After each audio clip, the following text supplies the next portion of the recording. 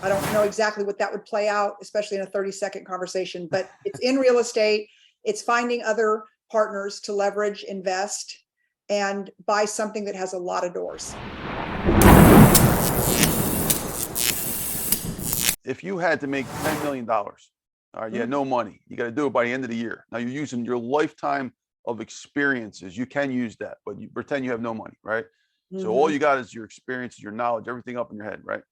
How would you do it? Maybe step by step in about 30 seconds or so. Like what would be the first thing you go right? Like kind of like what Grant Cardone did with that series, that movie, Undercover. Yeah, Undercover Billionaire.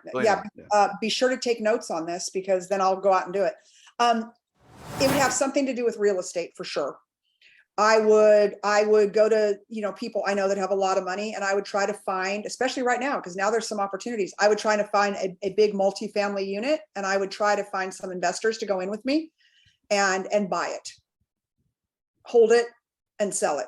I mean, to me, the only way to make that kind of money right now is in real estate. I don't know exactly what that would play out, especially in a 30-second conversation, but it's in real estate. It's finding other partners to leverage, invest, and buy something that has a lot of doors.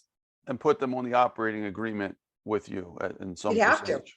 to. Yeah, you'd have to probably.